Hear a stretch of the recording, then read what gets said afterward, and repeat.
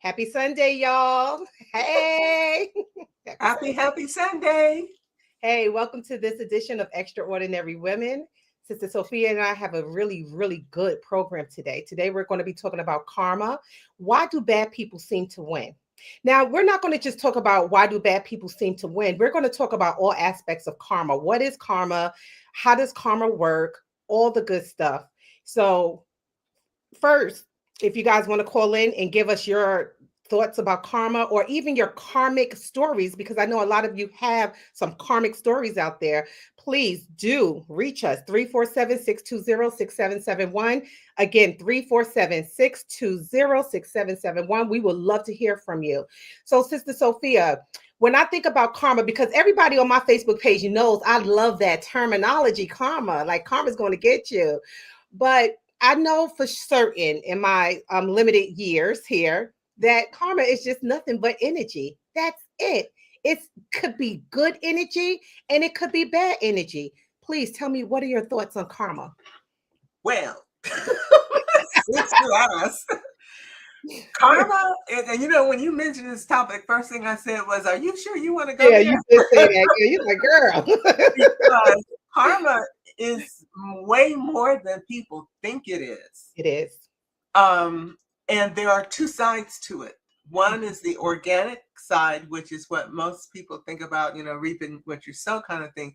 But there's the artificial karma that was cleared up. So do you want me to go into a brief statement, a description of the two different kinds? Because that'll open up things for discussion. And Okay. maybe even some of the listeners will want to come in, call in with questions. So, Yeah, please do, because I never heard of the artificial side of karma. That is something new to me. So yeah, well, let's it's talk about it. we kind of have a blended understanding of what it is, and one of the Mhm. reasons I asked you, do you really want to go there, is because some of this is going to step on some of the religious beliefs of different, Oh, okay, yeah. not just Christianity, but different beliefs. So let me read this real quick because Okay. I wanted to make sure I said it in a way that sets the stage for an open discussion. Okay. Okay. So today we're talking about karma and specifically why it looks like people who lie, manipulate, or harm others seem to get ahead. But the truth is, karma is not as simple as cosmic punishment or reward. There are two very different karmic systems humans have been influenced by, and one is the natural spiritual law of soul learning. But the other is an artificial karmic wheel that was designed to keep the human soul recycled in a closed loop experience. And that's the coming back, coming back, coming back, and feeling like you have no choice. Mhm. So the karmic perspective number one, let's do that one first. This is the natural growth karma. In the natural universe, karma isn't a punishment and it's not a reward. It's a Right. feedback system. Basically, that the immediate energetic response is soul learning growth through contrast. In other words, balancing, going through good and bad to even out your experiences, understanding the consequences, which is learning your lessons and refining your frequency so you vibrationally rise and become a better person, and then choosing a different experience when you are ready to have another lifetime. And a lot of this is tied to us having experiences with ourselves and with other people where we need to do things to correct mistakes or whatever. Natural karma is neutral. It's not emotional. It's not vengeful. It's not delayed by lifetimes. It's more like cause and effect, experiencing and refining your soul's lessons and having a lesson and then integrating what you've learned and eventually evolving to a point where you move into a higher level of living. From the higher self perspective, whether it's an experience, whether it's good or bad, it doesn't exist. It's only what it teaches you. Okay, so those lessons. Now, the other side, the artificial karma, Mhm. that's the karmic wheel we talk about. And this is the one that we know as the soul trap. This is where you come into an experience or coming into a lifetime.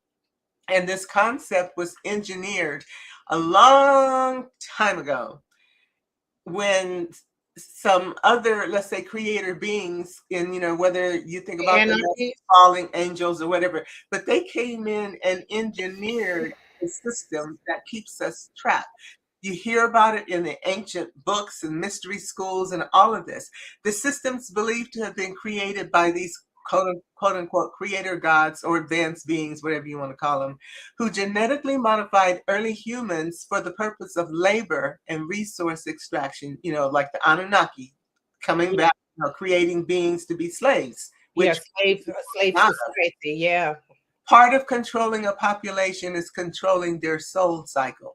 You keep souls reincarnating into the same patterns, the same soul family groups, agreements, and karmic debt so that they keep willingly coming back, because this planet is a free will, free choice planet, which means that we're supposed to have complete control over ourselves, our lives, our souls, everything.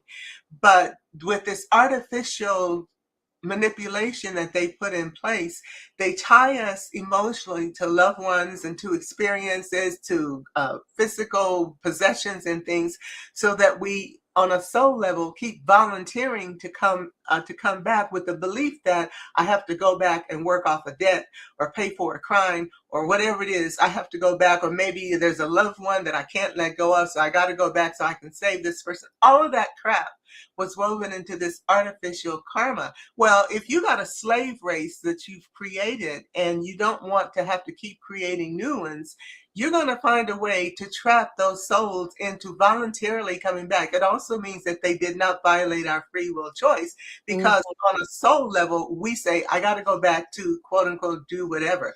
That means that they can be whoever, however, whatever they want, do whatever they want, because they know the truth. And we who don't know it are caught up in this, what is called the karmic wheel, or this soul trap. So this artificial wheel has kept, billions of souls looping in these similar lifetimes and lessons and trauma patterns, even not because of divine will, but because it's beneficial to those who constructed the system in the first place. And this is why Earth feels like a school and a prison at the same yeah. time. Whoa. A lot of people do say that they feel that Earth is a prison, like straight up, you know. This is Yeah. why in one of our prior programs, we talked about how to not reincarnate back on Earth. And one of the things I said is when we have the ability to let go anything that's physically keeping us here, whatever it may be, I think that you have the power to not reincarnate. So you made a really good point there. But when I think about karma, I don't just think about negative things. And a lot of people do think that karma is negative, like, but no, karma just essentially is what you give out, you kind of get back in return. That's Hmm. just basically what it is. What you reap, what you sow, what the Bible says. It's just nothing but an energy. Now, when I was thinking back in the past, I remember just we were preparing for the show, I was just thinking about my personal circumstance and how I used to pour into everybody, pouring into everybody. And my karma back to myself was I started to look raggedy and be raggedy, My whole life, my whole life was so raggedy because I was pouring into everyone. And this minute I stopped doing that and I started my karma back to myself was I started to feel better, look better, be better, and show up better in the world. So karma it's just whatever you do, it comes back to you. That energy will come back to you. Same thing with love. When you love somebody so deep and you're loving somebody outside of yourself more than you love yourself, you start to really hate yourself. Okay. In some instances, you can start to hate yourself. And not in the minute that you turn around, you pour that love back into yourself, you start to love yourself again. And then you can properly love other people. So you mentioned something about karma being like a slave wheel of some sorts. Do you think this is the reason why women, our karma here on earth is not really good? We're still like sort of trapped in a slave type of system here on on this planet. So do you think it has? Mhm. It goes back to the artificial creation of karma. And you're right, karma is an energy, but then so are we.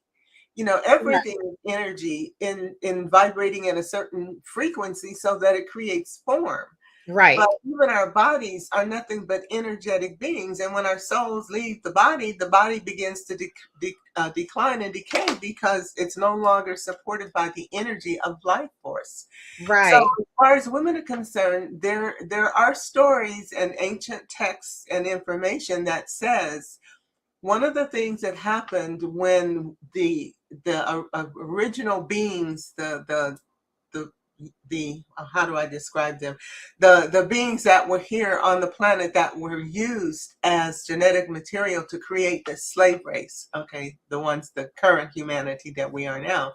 Um, there were the Anunnaki when they first came here, and they had these workers they brought with them that were mining the gold on Earth and all this stuff, and the miners or the people started complaining because mining gold is hard work. It's extremely Hmm. hard work, and so after a while they started complaining about how hard the work was, and they didn't want to do it. And worst of all, it was mostly men.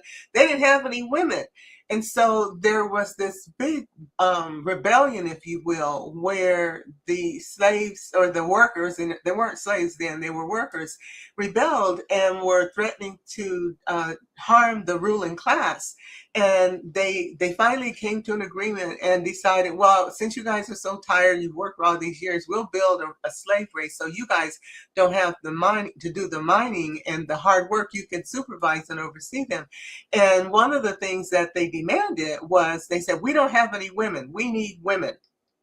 Bring some women so that we can have companions. And so women were brought in, or created the story about Adam's rib, kind of fed that whole scenario, where woman was created, human women were created to be subservient to the men. And we were created to be baby factories and to be companions to the men without our right as a full-fledged human being. And that's what we're still working out of. But does that story come from? Because I feel that women were actually the first creations on this earth.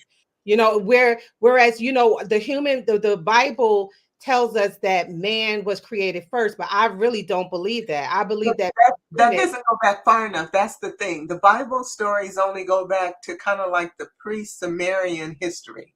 But that's what I'm saying. I think that the creation story in the Bible is false, and it was created it's not to keep complete. women in a subservient position.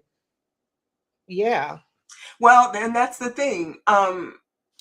Because the mere fact about us coming from a rib of a man, right? If we came from a rib of a man, then men can repeatedly make babies through their ribs over and over and over. Why haven't it ever been done again Well, before? because the story talks about women being extracted and created out of men, but it doesn't talk about the ones that were doing the creation and the extracting. Well, they call it God, but God is bigger than all of that. So God the was anarchists that did all this and created the slave society, were they male images of men? Who were they? no, the original creator beings that were responsible for creating modern day humans were male and female.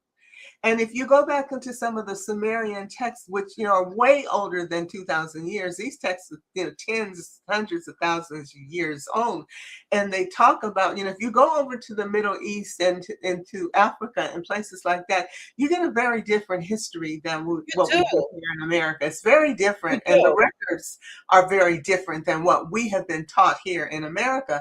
So we are being we've been given a very small part of the story, which also helps to keep us under control because we don't have the truth.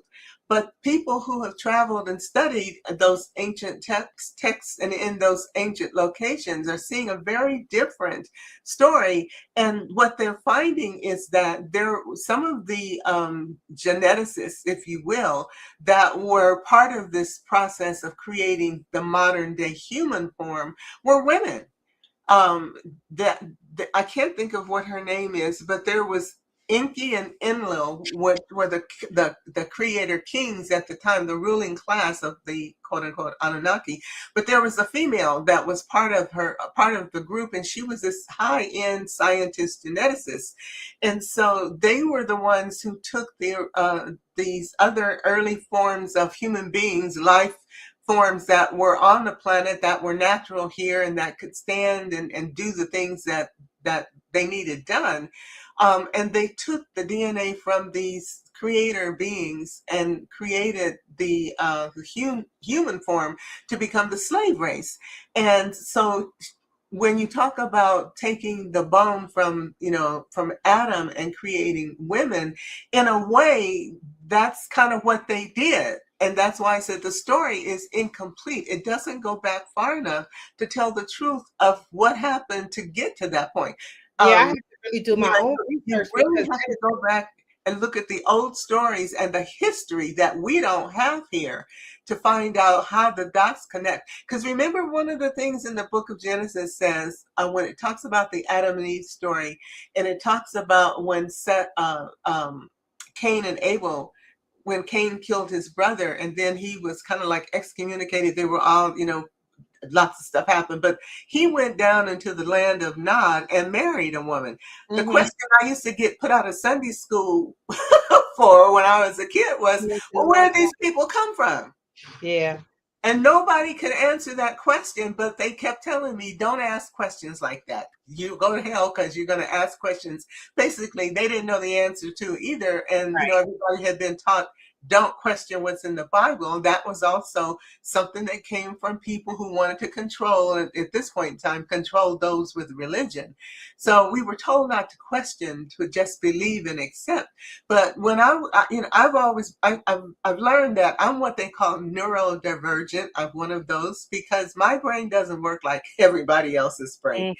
And when people say things to me, one of the first things that happens in my processor, I call it a computer processor, is I started pulling the pieces together, and some pieces don't fit. So then I start asking questions, and a lot of times people don't have the answers and they get mad. I mean, that was something that happened a lot when I was a kid.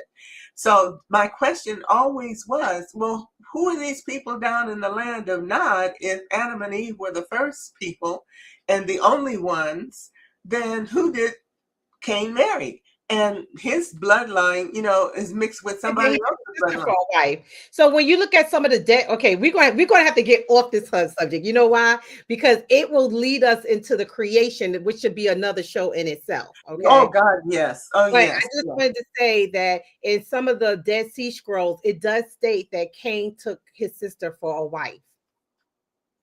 Well, originally.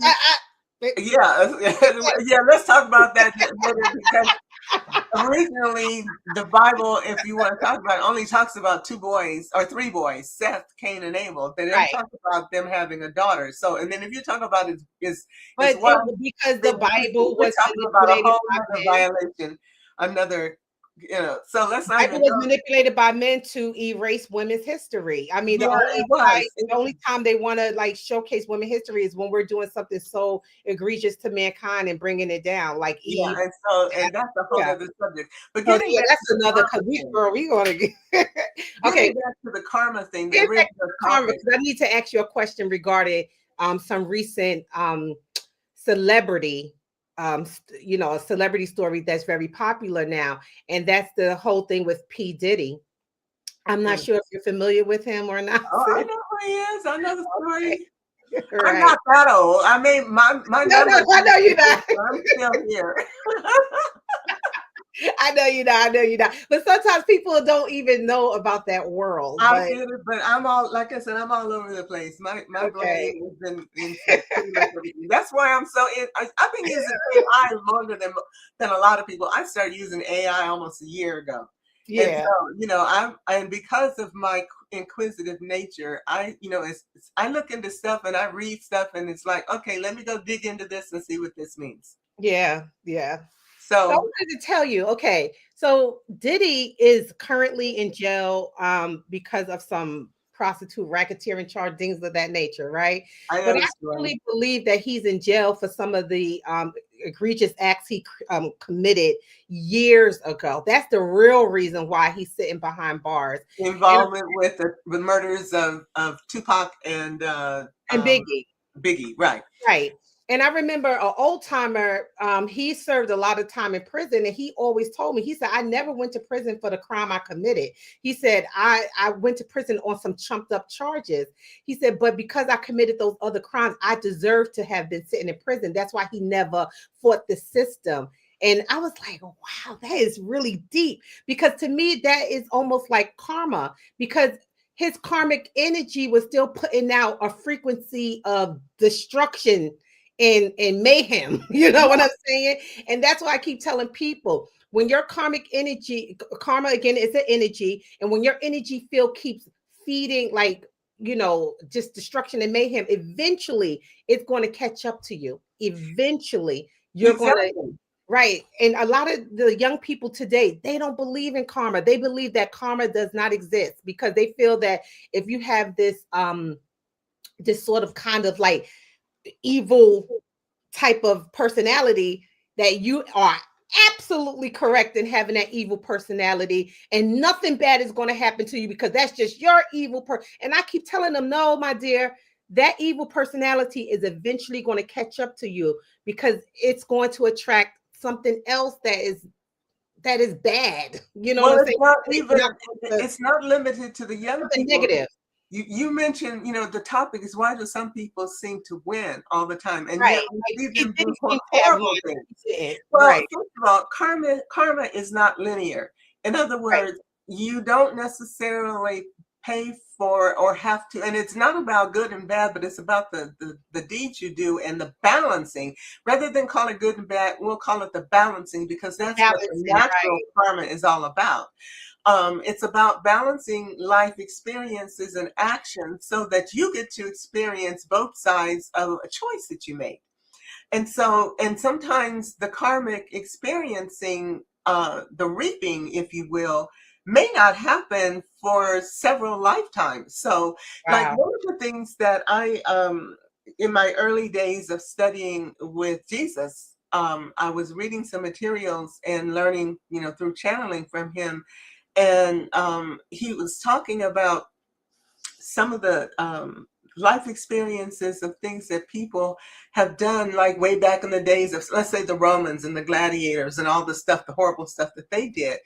And one of the things that karma does or doesn't do is it won't necessarily manifest in a next lifetime, because your soul or who you are may not be strong enough to experience what that reaping experience is going to be.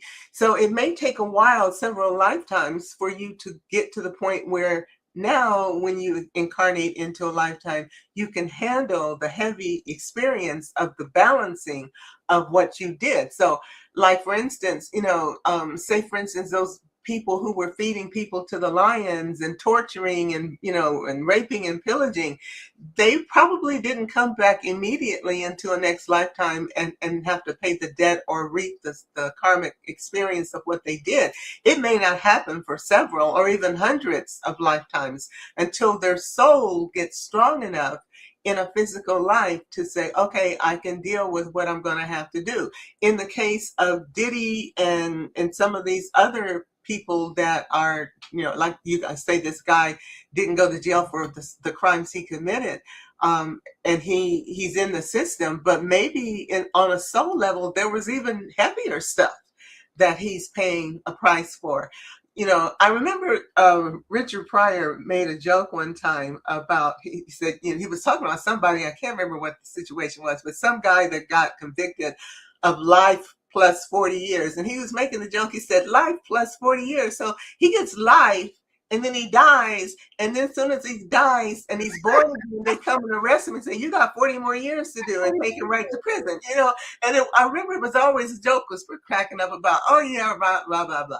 But it doesn't really happen like the soon as he's born. But when that soul comes into another life experience and it's time to pay the piper, they will do something. Or maybe in the case of some people who've been wrongly, what we think is wrongly convicted, they get to pay that price or serve that time for whatever they had done in another timeline and another life. And it doesn't appear that, we don't see what they did to get to have this debt to pay, but Yeah. they do. And so, I have a question regarding that. Someone yes, asked, this is not linear. yeah, We can't always connect it to what we see in the current lifetime. It's connected to what they've done, and whenever their soul is ready to deal with it, then they get to pay the price. someone asks, if we don't remember past lives, is it fair to experience karmic results? That's a good question. Your soul does. You physically, this So the consciousness may physical not me remember. doesn't remember, but the soul, The higher soul, the part of you self that's remember. eternal, the part of you that's part of the God being, you are a God spark. You're not just something that popped into a body and said, hey, I want to be on earth right now. You are an eternal God being, co-creator. Yep. God made you the original, the real God, the real universe that's way bigger than most of us give it credit for. We think it's a little thing. No, universal. More than universal.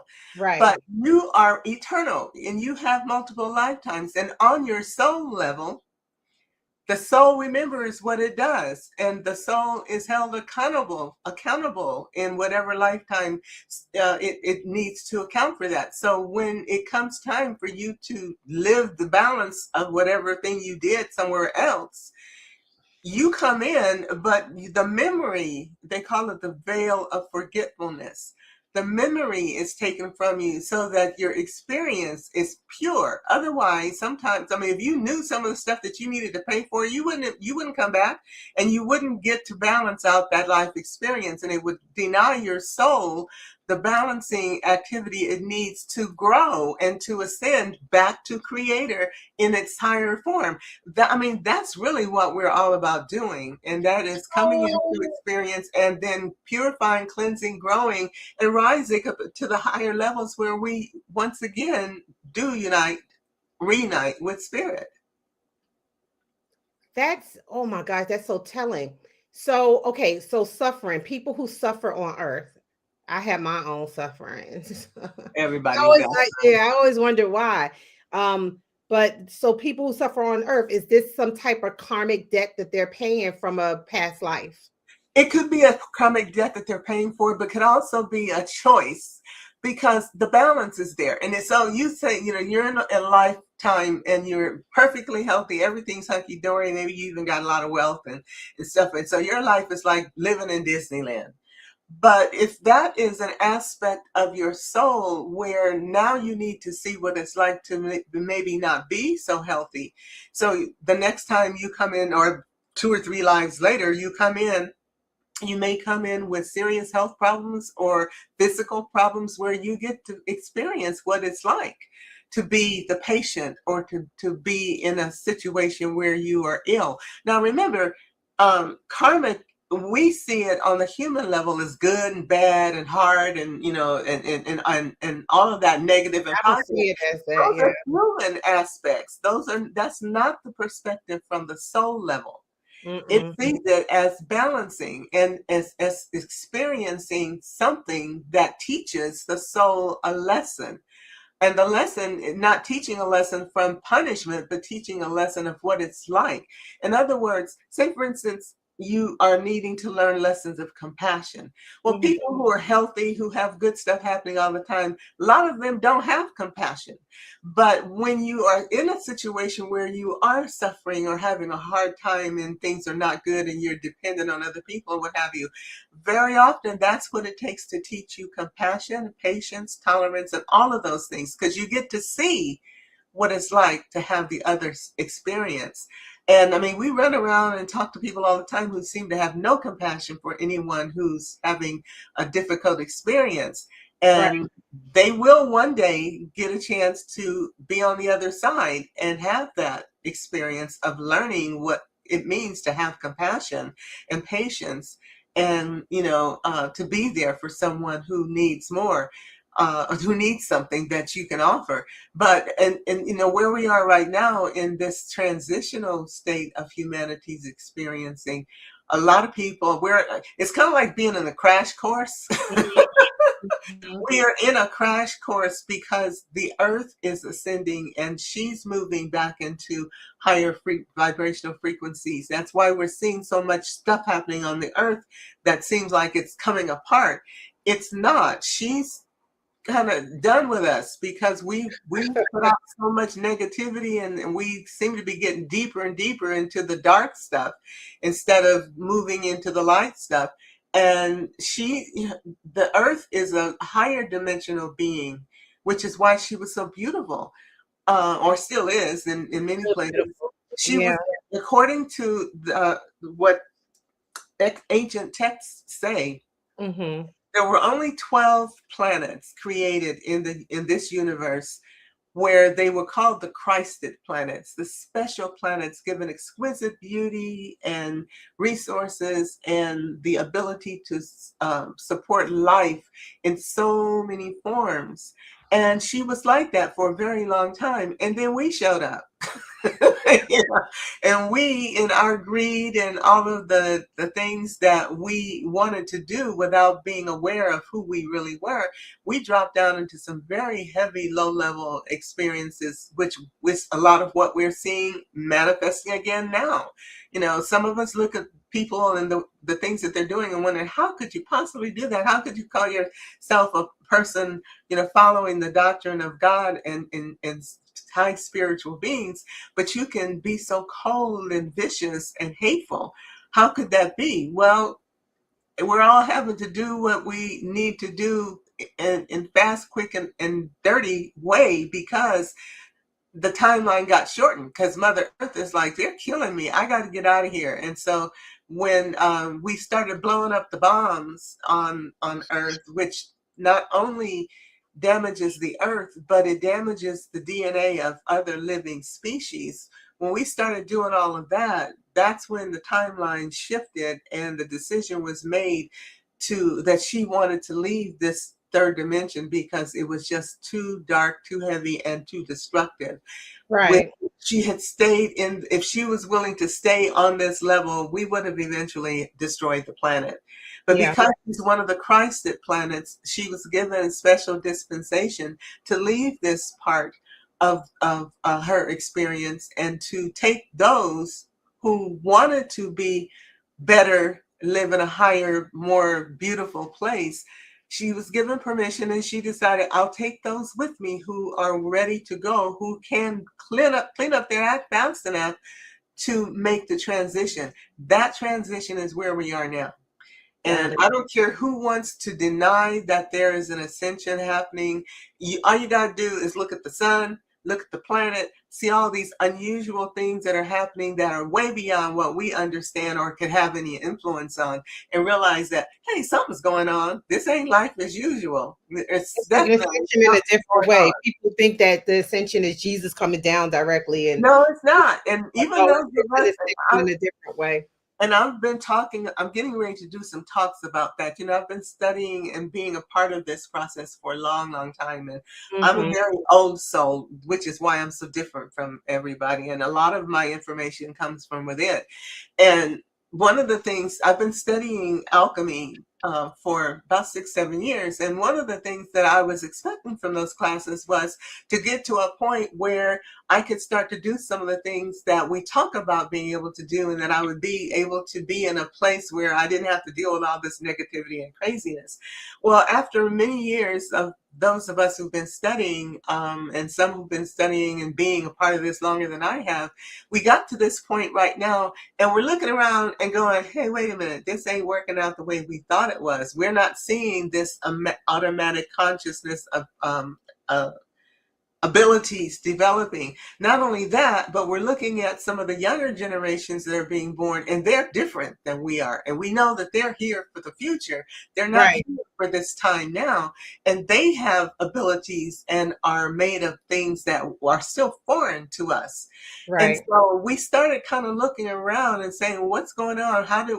Why isn't this showing up the way we figured it out, the way we thought it would? And the answer is because you guys have a third dimensional concept of what things should be, basically locked in the physical. And this ascension is not about physicality. I mean, there is still going to be physical experience. We're still going to be here. That's Right. one of the biggest surprises. But this is about consciousness. This is about the part of you that's eternal. And the consciousness that we are talking about is the part of you that's the God being, rising and raising yourself into being more like you were created to be, more of the divine soul that you are, that is a reflection and a representative of spirit, of God, Right. the presence, more like what Jesus was. That's what we're supposed to be rising to. So what we've come to understand is that we are ascending, absolutely, we are moving, but it's not going to be spaceships coming down rescuing us, or spiritual beings Even coming though on I the welcome side. them. I None of welcome us. you guys. We are the rescuers. The Right. free will choice, that this is a free will choice planet, and the fact that this is a free will choice, and that was a blessing given by God to humanity.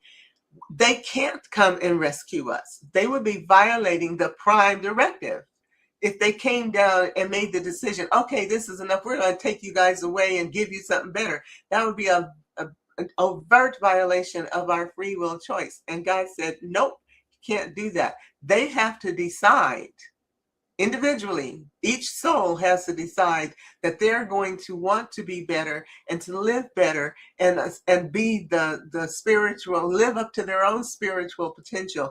You can come and assist them and help them with information and technology to become better, but you cannot do it for them. So when we're looking for someone to come rescue us, go look in the mirror. Go look. Right. Exactly. Like Michael Jackson said, The I'm man in the mirror. I know, bless his heart. I don't know what his trauma was, but a lot of his songs gave a special message yeah. that we danced to and we loved, but we didn't understand the message. But I love Michael. Michael, every answer to life problems can be found in the Michael Jackson album.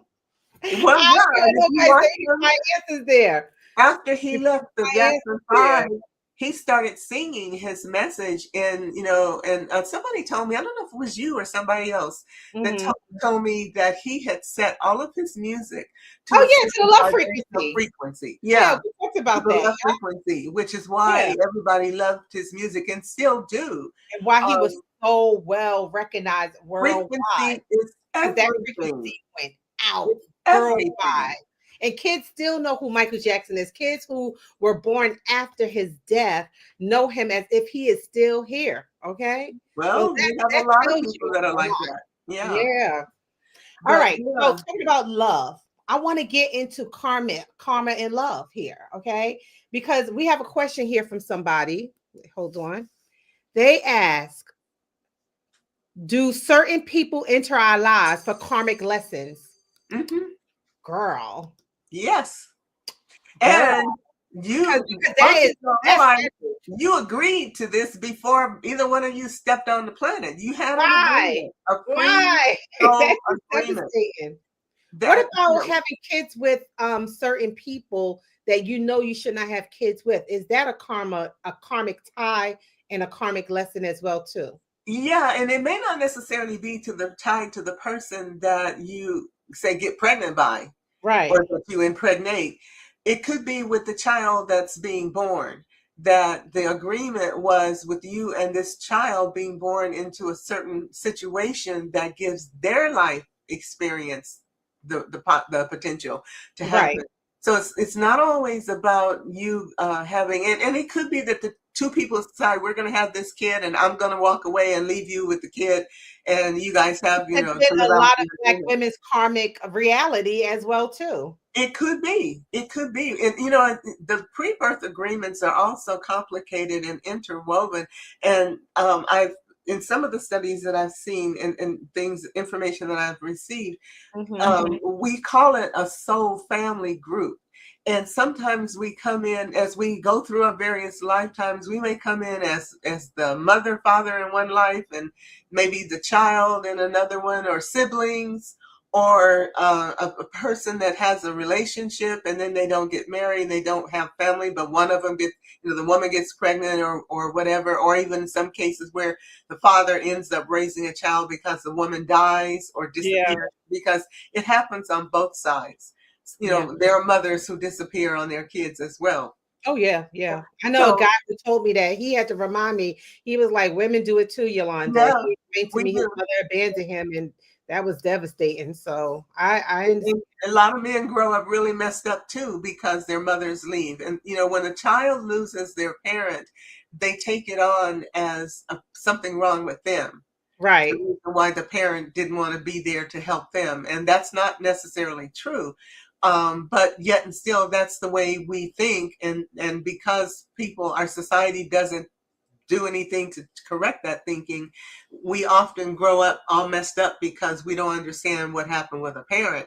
And maybe the parents' sole agreement when they were coming in was, I'm going to help you be born by giving you, my genetic material, but then I got to go off and deal with my life, which has nothing to do with you. But we're not taught that. So we don't get that explanation to understand why that parent is not there anymore. Especially when the parent doesn't die. If the parent dies, it's kind of a different thing. But if the parent is right, still on the planet, then the child may grow up with abandonment issues and all of these other feelings of unworthiness and being unloved. And yet, there are children who grow up where one parent has walked away and they turn out fine. hmm, They don't have the trauma that some others are completely destroyed by. So right, it just depends on a lot of times what your life purpose is and is supposed to be. What lesson are you here to learn? So, life is very complicated. And what we see on the surface is like looking at the tips of a bunch of icebergs floating around in the ocean, not realizing what's going on beneath the surface. And two icebergs that look like they're, 500 feet apart may be the same iceberg, you know, right. underneath. And so, because we are supposed to live a life of unconditional love, patience, tolerance, compassion, joy, and respect for ourselves and others, if we were to live according to those qualities of God, we would have a lot less trouble being human and being there for each other and being on this planet than we do. But instead, we are here living in judgment and criticism and abandonment and victimization, all kinds of things that don't contribute to us being whole, but they do tear us apart. Exactly. All right, guys, please just give us a call, 347-620-6771. Let us know your comments or stories about your own personal karma. Now, we do have another question that came in. Someone asked, no, does forgiveness and karma between two people? Does forgiveness end karma between two people? Now, this is really near and dear. You know why? Because us as Black people, we get brutalized by the police and things like that. And you see some of our loved ones were killed by the police. And the first thing a newscaster will ask the living relatives is, do you forgive this person for doing this to your loved one? And I always thought that question was kind of crazy. Like, why are you asking them to forgive someone that killed their relative or their loved Well, one? I'll explain to you because I had two That's family members sad. murdered. My son and my sister were both murdered. I got to see the guy who killed my son in 5 jury trials where I got to sit and watch him and go through these trials with him. Mm-hmm. Forgiveness is not about the other person. It's not about letting the other person off the hook. It's letting you off of their hook so that you're not spending your life being destroyed and tortured and full of hatred and sadness and depression about the event that happened. What you don't know is what that person and your loved one, what karmic connections may have been there between them, the reason why that act took place. So when you're sitting in judgment of the person who did the act, You may be in the middle of a situation that really has nothing to do with you other than you agreed to be the loved one of the victim. And so in order for you to be free and live according to your life purpose and to honor the life of the one that was killed, your job is to practice unconditional forgiveness like Jesus did. You know, and that was the example of what real forgiveness is. Most of us are really not, we don't understand what forgiveness is all about. We think it's, I'm not going to forgive that person. I'm not going to let them off the hook. I'm going to punish them for what they did. That's not your job. It's not about you as far as punishing them. You are the one who's being punished, because in most cases, when somebody does something to hurt you, they disappear. You don't get to see them anymore. They are not there feeling your hurt and pain and looking in your eyes every time you see them. They're going on about their business. Who knows what they're doing? Maybe they forgive themselves and turn into a good person. Who knows? But you stay on that hook of pain and anger and grief and suffering. And it took me, God, 18 years, I think it was, before I was able to get over the death of my son. Every year on around the anniversary of his death, I would go into this depression that would last for 2 weeks. I could tell what day was coming up because I would start feeling depressed about 2 weeks before the anniversary would come up. And when I finally did a releasing ceremony on the night of the evening of his death in 2018, now he was killed in 1988. Wow. And maybe it was even 2016 when I did the ritual. I think it was 2016. But one day I sat outside with a friend. She's a metaphysical minister, and she had suggested I do this because I was dropping into that depression. And she said, let's do a releasing ceremony so you can let Tony go. Yeah. And what we did, because she had known him since he was a baby as well, we both wrote letters to him because he was murdered and I wasn't there when he died. So I never got a chance to hug him or say, I love you or goodbye or anything. And so we both wrote letters. We took a couple of days to write letters of what we would want to say to him around the time he died and about, afterwards. And so I wrote my letter, and like I said, I took several days. I wrote the letter, and in it, I poured out my heart I apologize to you for not being there. I couldn't hold you. I couldn't comfort you. I couldn't say goodbye and all this stuff. And anyway, at sunset, we sat outside, and she made a fire in her fire pit. And we both read our letters out loud at sunset. And of course, I'm boohooing and crying. And then once we read our letters, we put them in the fire pit and watched the smoke and the ashes, just consume the letters and watch it go up into the air. And when the letters were completely consumed, strangely enough, the tears stopped around the same time. And she looked at me and she said, now you'll be at peace. And we drank a glass of wine or champagne or something to toast him because Tony loved having a good time. And it wasn't about getting drunk. It was about celebrating his life in a way Vibrations, yeah. that let him know that we were happy, knowing his soul had been released and he was no longer bound to my pain every year. And do you know, after that, I never had another depressed June, because he was killed on June 21st, which is exactly 1 month before his birthday. He was born on July 21st. And we did that on June 21st, 2016, I think it was. But after that, the next year came around, I have not had another depressed 2 weeks leading up to the death of to the anniversary of his death since then. You release that energy. You release the energy. This is the thing. My sister was killed 5 days later, 2 years later. She was killed on June 26th. That's crazy. 2 years later. So after, I didn't have as hard a time letting go of her. Of course, she wasn't my child. But after dealing with her death and feeling the same, similar regret and sadness, I did a fire ceremony about releasing her as well. And that was great because it let her go. But fire works. The fire, what the fire does Fireworks. is You fire want is to get rid of negative energy, write it it down and burn it up. and Fireworks. turns it in back into the energy of spirit. When something Yep. burns, it creates smoke that takes whatever it's consuming and puts it back into the atmosphere. It releases the energy that was in form. So if So any of you are having those kinds of problems, you can do a fire you could do a ceremony. fire ritual, yeah. Yeah, I fire remember this ceremony. old lady. I was in a supermarket. This is when I was extra heavy. I was 100 pounds heavier than what I am now.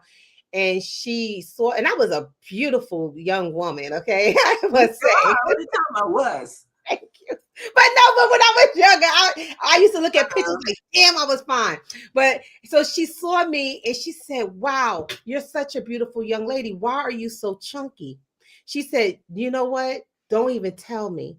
She said, you know what I want you to do, baby? She said, and she was a white woman. She said, I want you to write down everything that has pained you in the past. She said, because it looks like trauma. She said, it looks like you're traumatized. And she was absolutely correct. I was traumatized. She told me to write down everything that was paining me. And she said, baby, just burn the letter. Yeah. Write letters to people who absolutely hurt right. you and burn. She said, you don't even have to tell them, just burn the letters. Yeah. But she was absolutely correct because I did write down everything at that time that was paining me. I did burn the letters. And then like a few years later, I think it was 4 years later, I lost 100 pounds. Well, you know, the one thing 4 about years being later. overweight, especially with women, men too, because I have a friend who's a gay guy, and It's he's talking about emotional. this friend of his who's heavy. Yeah. We gain weight as a way to protect ourselves. That's all it really was. Is protection. Because Right. it keeps people at a distance. It really does. And it keeps us protected inside this shield, even though it causes pain and suffering because society doesn't accept us that way. But most people gain weight because something has happened to traumatize them. And this is how we coat ourselves with a protective shield that is physical. You know, I've lost in the last 6 months, I've lost about 10, 12 pounds. That's pretty good. Because of healing myself and letting go. When I first got here to Sedona, I put on over the first couple of years, I put on about 20 pounds. And I couldn't lose that weight. I carried it for several years. Yeah. But when I started to heal myself here in the last 6 months or so, I noticed the weight started coming off too. And that was because I was letting go of all of that stuff that I was holding inside and hiding from and trying to keep myself from experiencing because I felt very abandoned and unloved and unworthy and all kinds of things. I mean, it's a long story and I'm not going to go into it here. But when you're hurting in your heart, especially if nobody is there for you or to kind of talk to you and help drag you out of your pity party, that starts to put weight on you because you internalize it, and that energy turns into body fat. It does. And that's what a lot of people don't know. This is why when I do see heavier people, I never tease them. I never do anything. I know that they are going through their own personal trauma, perhaps. So I just let them be. We do have some other questions here, sis. Let me just get to the other one. Someone asks, is social media creating instant karma? Now, before you answer that question, right? About the forgiveness and karma, I don't believe in forgiveness. And I know that sounds kind of strange, right? Because you have a different version of what forgiveness is. Right. I really, yeah, and maybe we should talk about that in another show, but I really don't forgive. I believe in forgiveness. I feel that the person, is up to that individual person if they want to be if they want to forgive someone who has wronged them. You know what I'm saying? Well, remember, I said it early on, it's not a forgiveness. It's not about the other person. It's about you letting yourself off. Even if it's right. So even if it's about me, if I choose not to forgive that person, that doesn't mean that I have to be pent up, angry, whatever. I feel that that's my choice. I don't have to forgive because I think that some people, they force us to forgive people who are not deserving of forgiveness. I really feel that forgiveness is forced on people, and that should be an individual choice. I see what you're saying, but for me, and the reason why I just explain this way, because there are different people who have different perspectives of what forgiveness is. For me, like the guy who killed my son, I forgave him because I was not going to allow him to steal my life the way he had stolen my son's life. I wasn't going to be sad, mad, or thinking about him or holding any kind of energy connected to him. And my forgiveness was, I release you into your own hell, whatever that turns into be, or whatever your life is. I release you because I want you out of my life. I want you out of my energy, out of my mind, and out of my heart. And I will let go of you by quote unquote forgiving you. And you know, people who have recently done things that hurt me deeply, I didn't go back to tell them, and I never said this to this guy, I never talked to him, but I never gone back to some of the people who've done some terrible things to me here in the last year or so. I've never gone back to say, I forgive you, or, you know, I, whatever. What I have done is I release you, I send you light and love, and I set you free. And that is about releasing all connections and all attachments to whatever they did, whoever they are, and whatever they're about. I set them free from my energy, and I'm speaking my word into my energy so that I cleanse. It's like, you know, just say, for instance, you spill some milk on the floor. You don't decide, well, I'm just going to cover it up and leave it there because I don't, you know, want to deal with it anymore. You clean it up, and then you know, throw out whatever trash or, you know, that you cleaned it up with, and you move on. But the spot's clean. And for me, that's what forgiveness was. It's about cleaning my energy of whatever toxicity or tainted energy they implanted by their actions or words. And it's all, forgiveness is all about self. It really has nothing to do with the other person because they're gone on doing whatever they do wherever they want to. But I want my energy clean so I don't have to even think about them. Yeah. Another thing about karma that I realized, I had one guy who told me once that, you know, he was mad that his wife took her own karma against him, and he couldn't understand why. And I said, well, you did something to her. So sometimes, like, you're going to experience an immediate karma. That's your karma back, you know, for betraying her. I said, so what do you expect? I said, you can't get mad at how she extends her energy after you have wronged her. I said, so you shouldn't have wronged her in the first place. Okay. If you had And never now take responsibility, own up to it. And then, you know, in that particular case, since they were still together, right. he And he needed just to could not ask. understand how she could do that. He actually felt betrayed. I'm like, it's this Really? motherfucker, a sociopath. You know what I'm saying? I don't Well, get it. but You he's can't got tell some people issues, how to be mad. and he got issues, and that's his stuff. And you know, Yeah. for You them to can never still tell stay people how together, to they be just mad. create each other's own their own hell by Right. staying together. So, but when we were this person that asked about social media creating, Yeah. um, So they asked about, is karma, is social media creating instant karma? What do you, and you know what, sis? Like, really think about that, because sometimes we do put out like certain things out there on social media, and then we'll get like a quick back, um I don't know, comment from somebody that may be positive or negative. So is that an instant karma? Can that well, it's can that not be social considered media doing it; it's the person. And social media just happens to be the platform, the pathway for this connection, because you have the choice to not respond or say something that would cause a backlash. You know, that's if you see something where somebody says something you don't agree with it, you have the choice in that moment when you are triggered to step back and say, you know what, I'm not going to buy into that. I'm going to pass and move on and just yeah. let it go. So when you step into the energy, then it becomes a matter of you are setting yourself up for a karmic experiencing. But it's all that free. It goes back to that free will choice. You know, social media has a lot of good things about it too. It's a double-edged sword because there Right. are ways to use it that are absolutely beneficial. I mean, people get found, you know, people get to help each other.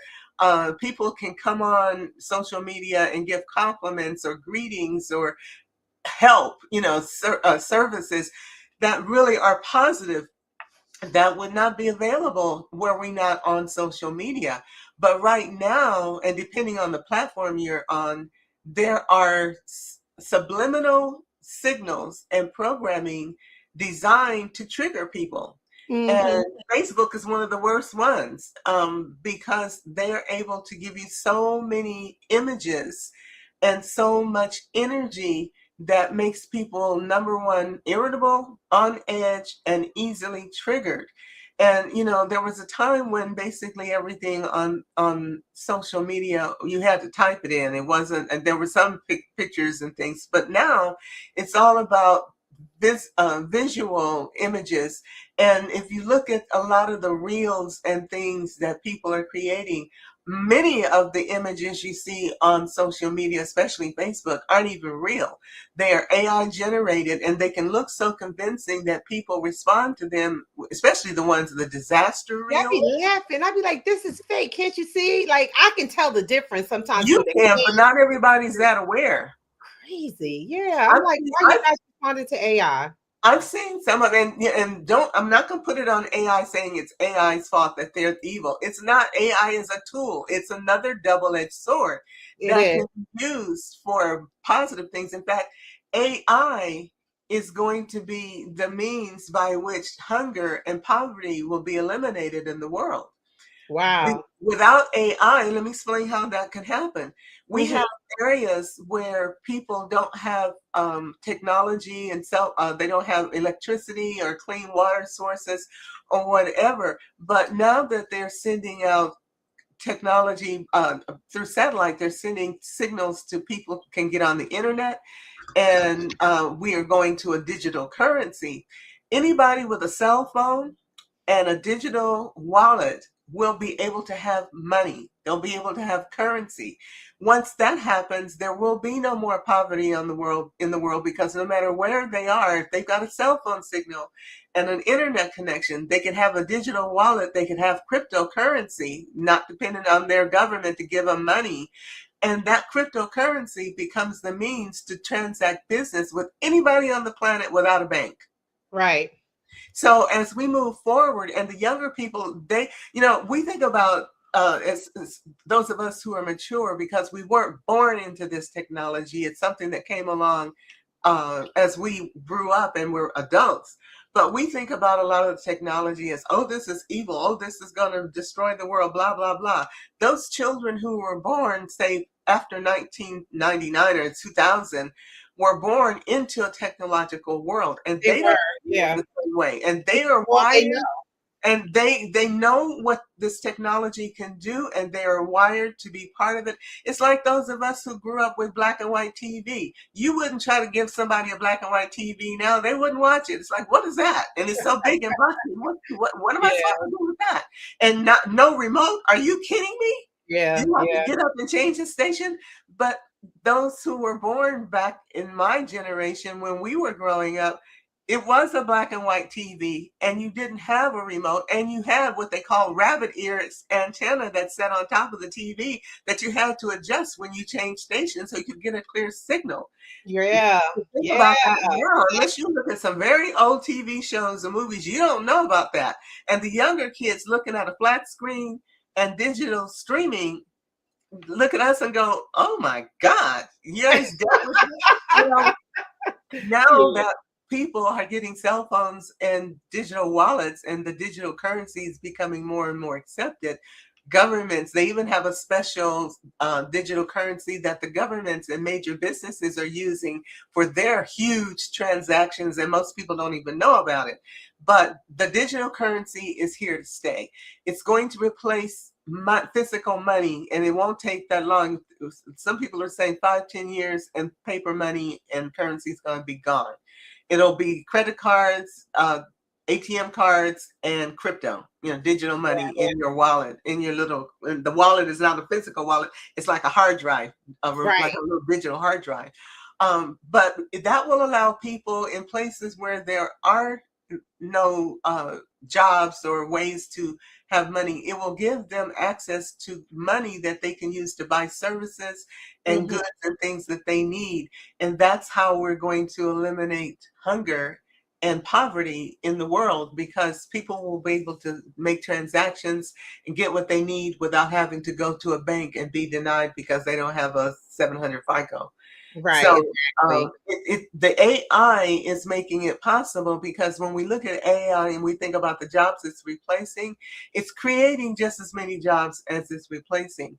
It reminds me back when we were going from into the car dealerships. When we were going, the technology was changing, and the factories were being filled with robots that were building cars, and a lot of the people who had built cars were being laid off and didn't have jobs to go to because the manufacturing was changing to robots and automated machines. And people who decided they didn't want to learn new technology suffered greatly while they couldn't find jobs and things. People who went back to school or moved into jobs where technology was part of it were able to prosper again. We're kind of at that point again, and AI is here to improve our medical treatments, to improve the way we deal with each other, our communication, the way that we are going to grow our food and be able to have things all over the world. AI is making that possible, but it's a double-edged sword. It's new, and we're still learning what it's capable of, but it's not going away. So Yeah. if you're No, not I know for sure it's yeah, if not. you're It's a new against way of AI, life. Just I like don't the want it, you better change your mind. Yeah, just like the radio was a new way of life, guys. Just like the car Yeah, was a new way of life. computers. Computers, Yeah, they phones, were a big everything's a new way of life. It's now a new way of life.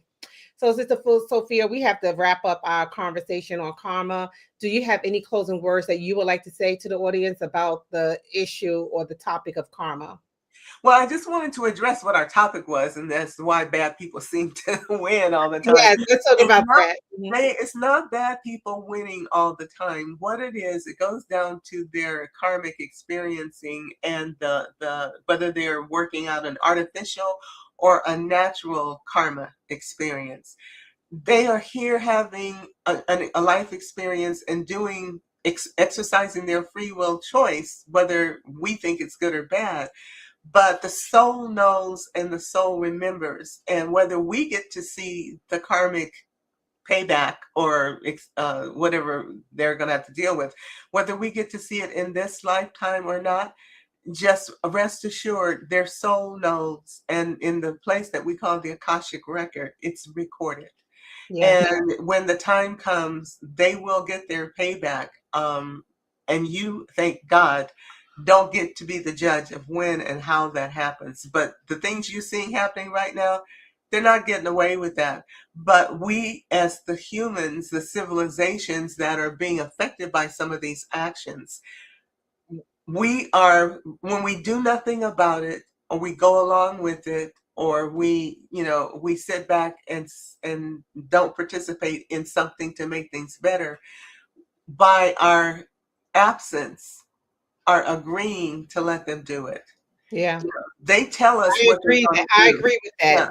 I agree. don't think that they're not 'Cause telling us. you're complicit in what they're doing by not doing anything at all. And you Exactly. need to be able to be aware of one more thing, and you need to be aware of the fact that the free will choice mandate says you can do something to someone and not incur karmic debt if they give you permission. If you So can. it's like being in an abusive relationship. When you stay in a relationship and let a partner abuse you, you're giving permission. Well, the same way is here. They have given us disclosure and told us what they were going to do to us in what we call movies Oh, and yeah, music. they show us all the They time. tell us all, they've been telling us since the 50s. They packaged it in something called sci-fi. And then they packaged it in violent movies and violent music and all this. They've been telling us what they're going to do. And we thought it was pure entertainment. So we didn't do anything to say, no, we don't want you to do that.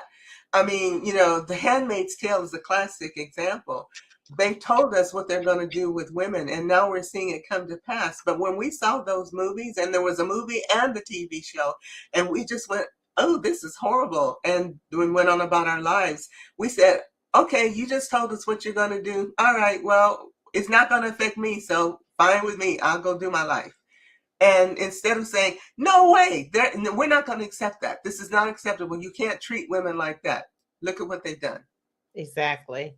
Yeah. So my closing statement is at first I didn't believe in karma when I was younger. I thought it was something that was just some people just said, you know, what you reap is what you sow, because I'd never seen it. But I got the opportunity to see karma firsthand. Okay. I'll briefly tell a story. Um, my child's father and I, we were driving down a road. We had just moved from one city to another city, and a cop stopped us for no reason. And a cop damaged our tail light and said that we had a damaged tail light. And Mm. so I had to go to court for this situation. And I was so angry. I said, I'm fighting back. So I fought. I was in court for like months because I was determined to fight back. And so my public defender, I remember he came to me one day and said, Yolanda, your case is dismissed. And I said, what? After a whole year is dismissed? He said, yeah. And he said, you know, the cop that accused you of this, you know, traffic infraction, he's paralyzed from the neck down. Wow. I said, get the pluck out of here. He said, yeah. And I wasn't happy so much that the cop got paralyzed, like, because I wouldn't wish that on anybody. But I just started really seeing karma. Then I really started to pay attention to everything that was around me and how everything was just karmic in energy. It's just an energy. What you do put out, it does come back in some type of form. It can even be positive. Exactly. If you You're put out radiating it. good stuff for your, you know, you work on a business, for instance, you start a business, you continue to work on it, you will see the fruits of that karmic labor later on in life. So all it is just an energy that is being exhausted, like extended into the world. That's it. Guys, thank you for joining us. Thank you for joining us. Thank you. Thank you, everyone. Yep. We will see you next week. Next week, we're going to be talking about millionaires and why they marry women. I can't Oh, wait to. that's a juicy topic. Yeah, I got Oh, stuff to God, say it's going about to that be really too. popping. Yeah. Yes. You know, I used to be one, so it's not like I don't know what I'm talking about. I used to have a seven-figure income when I retired. I'm Yeah, just we'll trying talk to about get back to that. that woman. We'll talk about it. We're Oh going yeah, to, maybe oh for yeah. next week, but we're going to talk about that. All right, y'all. See you next week. Take Bye. care, everybody.